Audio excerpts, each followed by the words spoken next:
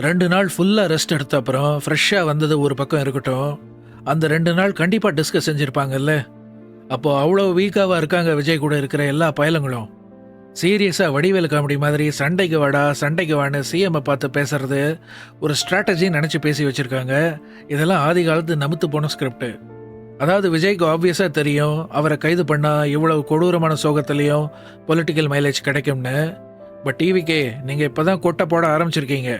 DMK பல ஆயிரம் கொட்டைகளை போட்டு டசன் கணக்கான ஆலமரத்தை வீட்டுக்குள்ளேயே வளர்த்து ஒவ்வொரு கிளையிலையும் அரசியல் பாஞ்ச பழத்தில் அல்வா கிண்டி ஊருக்கே டிஸ்ட்ரிபியூட் பண்ணுற கட்சியை வாங்க வந்து அரெஸ்ட் பண்ணுங்கன்னா செய்வாங்களா?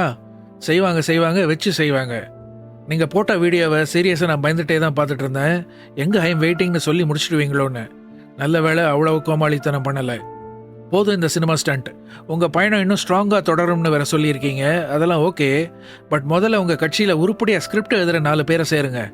சினிமா ஸ்கிரிப்ட் இல்லை, நிஜமாவே நீங்கள் வந்து என்னதான் செய்ய போறீங்கன்ற ஸ்கிரிப்ட். அதை மட்டும் சொல்லவே மாட்டேங்கிறீங்க. வெற்றி கழகம்னு பேர் வச்சாலும் வச்சிங்க, வெற்றி மட்டுமே தான் உங்கள் கண்ணில் இருக்கு. அதான் நடக்கிறது எல்லாம் உங்கள் கண்ணில் படாமலும் இருக்கு.